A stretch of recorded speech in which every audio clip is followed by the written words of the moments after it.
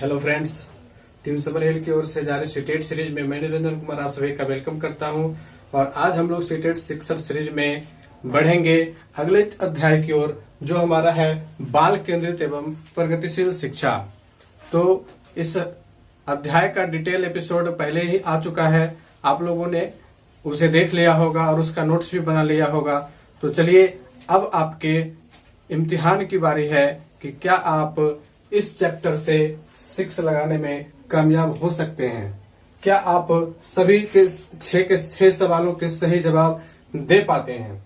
तो बढ़ते हैं आज के पहले सवाल की ओर, जो है एक बाल केंद्रित कक्षा में बच्चे सामान्यतः सीखते हैं वैयक्तिक और सामूहिक दोनों रूपों में, मुख्य रूप से शिक्षक से, वैयक्तिक रूप से समूहों में। आपका समय शुरू होता है अब। तो उम्मीद है कि आप लोगों ने इसका आंसर सोच लिया होगा। बाल केंद्रित कक्षा में, बाल केंद्रित कक्षा की बात की जा रही है, तो उसमें बच्चे सामान्यतः सीखते हैं वैयक्तिक और सामूहिक रूप से, दोनों रूपों से। ये हमारा ऑप्शन सही है। आगे भी देख लेते हैं। मुख्य रूप से शिक्षक से, केवल शिक्षक से नहीं, वैयक्तिक रूप से ये भी नहीं, समूहों में नहीं, अलग अलग खंडों में ये बटे हुए हैं। तो ये नहीं होगा हमारा आंसर, 1 नंबर सही होगा। उम्मीद है कि आप में से अधिकतर लोगों का आंसर सही हो गया होगा। तो चलिए बढ़ते हैं अगले सवाल की ओर। वर्तमान समय में बाल केंद्रित शिक्षा पर जोर दिया जाता है, निम्न में से कौन सी बाल केंद्रित शिक्षा की विशेषता नहीं है। बालक के सर्वांगीण विकास पर जोर देना, बालक के मनोविज्ञान को समझना, बालक को केवल तथ्यात्मक ज्ञान से अवगत कराने पर जोर देना, बालक के मनोविज्ञान को समझते हुए उसकी समस्याओं को दूर करना। अब इन चारों में से कौन सा बाल केंद्रित शिक्षा की विशेषता नहीं है, इस पे ध्यान देना है कि नहीं है। चलिए जल्दी से सोच करके आप लोग जवाब दीजिए। उम्मीद है आप लोगों ने सोच लिया होगा। तो चलिए इस पर डिस्कशन कर लेते हैं हम लोग। कहता है कि बाल केंद्रित शिक्षा की विशेषता कौन नहीं है। बालक के सर्वांगीण विकास पर जोर देना, ये तो विशेषता है, ये हमारी विशेषता है। यहाँ पूछ रहा है कि विशेषता नहीं है, इस पे ध्यान देना है। बालक के मनोविज्ञान को समझना, ये भी विशेषता है। बालक को केवल तथ्यात्मक ज्ञान से अवगत कराने पर जोर देना, ये विशेषता नहीं है। केवल तथ्यात्मक, ओनली फैक्चुअल नॉलेज नहीं देना है। बालक के मनोविज्ञान को समझते उसकी समस्याओं को दूर करना, ये भी है। तो ये गलत है। बाल केंद्रित शिक्षा में यह विशेषता नहीं है। तो हमारा ऑप्शन यही सही होगा। ये तीनों विशेषताएं हैं, यहाँ ये समझना है, ये तीनों विशेषताएं हैं जबकि यह विशेषता नहीं है। तो जो विशेषता नहीं है वो हमारा आंसर होगा। चलिए अब बढ़ते हैं अगले सवाल की ओर। अगला सवाल है सर्व शिक्षा अभियान की शुरुआत किस वर्ष हुई। बहुत ही इजी सवाल। तीसरा सवाल, बिल्कुल यह फैक्चुअल सवाल है और आप में से अधिकतर लोगों ने 1 सेकंड में इसका जवाब दिया होगा। 2001 में सर्व शिक्षा अभियान की शुरुआत हुई थी। और सर्व शिक्षा अभियान से संबंधित एक और सवाल इससे आते हैं कि सर्व शिक्षा अभियान का नारा क्या है। तो सर्व शिक्षा अभियान का नारा आप लोगों ने भी सोच लिया होगा, आपके दिमाग में भी आ गया होगा। और यह प्रत्येक विद्यालय के ऊपर जो है उसका हेडिंग रहता है, उसके ऊपर लिखा हुआ रहता है, सब पढ़े सब बढ़े। जी हाँ, सब पढ़े सब बढ़े, यह सर्व शिक्षा अभियान का नारा है। और यह प्रश्न भी कभी कभी पूछा जा सकता है। तो चलिए 3 प्रश्न हमारे हो गए हैं, आधी दूरी तय हो गई है और आधी दूरी बाकी है। तो चलिए आज आप लोगों को 6ठे सवाल तक ले चलते हैं और क्या आप आज कामयाब हो पाते हैं शिक्षक किंग बनने में या नहीं, यह देखा जाए।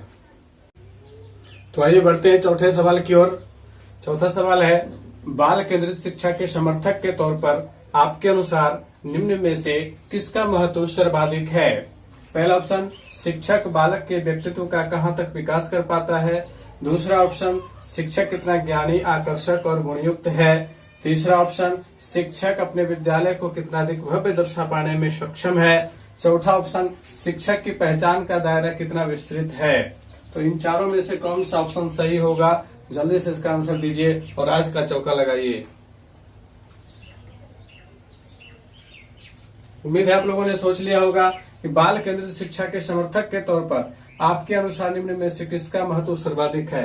यहाँ पे पूछ रहा है कि किसका महत्व सर्वाधिक है। शिक्षक बालक के व्यक्तित्व का कहाँ तक विकास कर पाता है। चलिए, तो बहुत बेहतर लग रहा है। फिर भी और भी ऑप्शंस देख लेते हैं। शिक्षक कितना ज्ञानी, आकर्षक और गुणयुक्त है। शिक्षक अपने विद्यालय को कितना अधिक भव्य दर्शा पाने में सक्षम है। शिक्षक की पहचान का दायरा कितना विस्तृत है। शिक्षक की पहचान से किसी बाल केंद्रित शिक्षा का कोई लेना देना है नहीं। विद्यालय के भव्य होने से भी कोई मतलब नहीं है। शिक्षक कितना ज्ञानी, आकर्षक और गुणयुक्त है। इससे भी बेहतर यह है कि शिक्षक बालक के व्यक्तित्व का कहाँ तक विकास कर पाता है। यदि शिक्षक किसी बालक के व्यक्तित्व का विकास नहीं कर पाता है तो फिर उसका ज्ञानी, आकर्षक और गुणयुक्त होना भी बेकार हो जाता है। इसलिए हमारा जो पहला ऑप्शन है वो सबसे सटीक है कि शिक्षक बालक के व्यक्तित्व का कहाँ तक विकास कर पाता है। चलिए बढ़ते हैं 5वें सवाल की ओर। बहुत ही आसान सा सवाल। प्रोजेक्ट प्रणाली का प्रयोग निम्न में से किस शिक्षा पद्धति के अंतर्गत किया जाता है। पारंपरिक शिक्षा, प्रगतिशील शिक्षा, वैदिक शिक्षा में से कोई नहीं। इसके लिए तो समय देने की भी आवश्यकता नहीं है। आप लोगों ने फटाफट सोच लिया होगा कि यह तो प्रगतिशील शिक्षा से ही जुड़ा हुआ सवाल है। अब बढ़ते हैं आखिरी सवाल की ओर। 6ठा सवाल। अगर इस सवाल का सही जवाब आप देते हैं तो आप बन जाओगे आज के शिक्षक किंग। खाली स्थान डैश के सिद्धांतों के अनुरूप ही आजकल शिक्षा को अनिवार्य और डैश बनाने पर जोर दिया जाता है।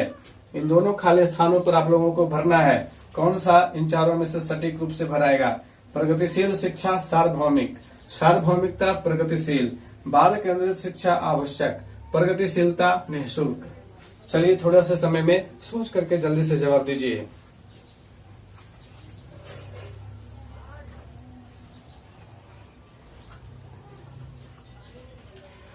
तो उम्मीद है आप लोगों ने सोच लिया होगा।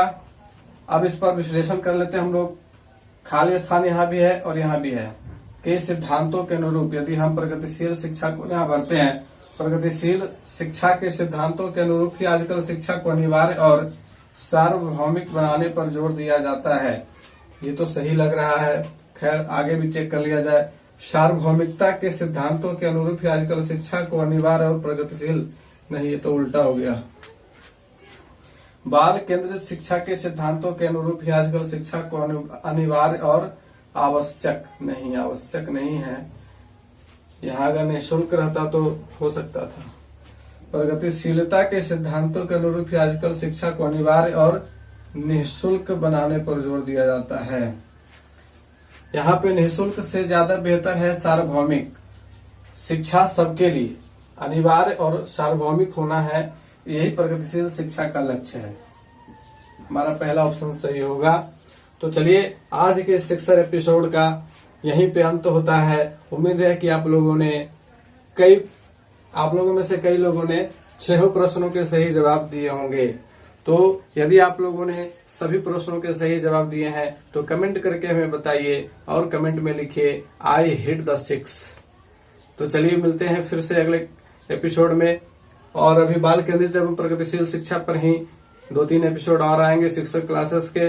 तो उम्मीद है कि आप लोग इसी तरह से हमारे साथ बने रहेंगे और अधिक से अधिक संख्या में जुड़ते चलेंगे।